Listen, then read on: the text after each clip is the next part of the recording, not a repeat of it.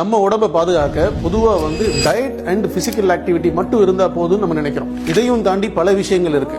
இறைவன் குர்ஆன்ல சொல்லும் பொழுது, இரவுன்ற சாப்டர்ல அல்லாஹ் சொல்லும் பொழுது, வமா ஹலக ذكر والانثى, ஆணையும் பெண்ணையும் படைத்திருப்பதன் மீது சத்தியமா அப்படின்னு சொல்லுவான்.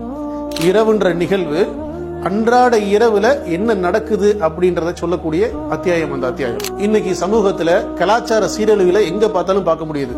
அதாவது ரோட்ல ஆடுறது குத்தம் இல்ல, நம்ம விதவிதமா ட்ரெஸ் பண்றது குத்தம் இல்ல, அப்படி என்னென்னலாம் இறைவன் வேணான்னு சொல்லியிருக்கானோ அதை எல்லாம் இன்னைக்கு செய்யறத நம்ம பார்க்க முடியுது. இறைவன் அதே அத்தியாயத்துல சொல்லி காமிப்பான், வ இன்ன லனா லல் ஆகிரத வல் ஊலா, முந்தியதும் பிந்தையதும் நம்மை சார்ந்ததுன்னு சொல்லுவான்.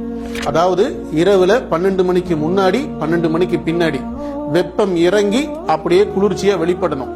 அதுல அடுத்து அல்லாஹ் சொல்லி காமிக்கிறது, ஃபஅன்தர்துகும் நாரன் தலல்லா, நெருப்பு சுட்டு எரிச்சிரும், அதுல அவ்வளவு சீக்கிரம் நான் உங்களை செலுத்த மாட்டேன், அப்படி உள்ள பூந்துச்சுன்னா நீங்க தாங்க மாட்டீங்கன்னு எச்சரிக்கக்கூடிய விஷயம் தான் இந்த இரவுன்ற அத்தியாயம் சொல்லக்கூடிய விஷயம். அப்போ நம்ம நினைச்சிட்டு இருக்க மாதிரி உணவும் உடற்பயிற்சி மட்டும் இல்ல, நம்மளுடைய முறைப்படுத்தப்பட்ட செயல்கள் நம்ம உடலுக்கு பெரும் பங்கு இருக்குன்றத சூரத்துல் லைல நம்ம டீடைலா படிக்கிறது மூலமா நம்ம உணர்ந்துக்கலாம்.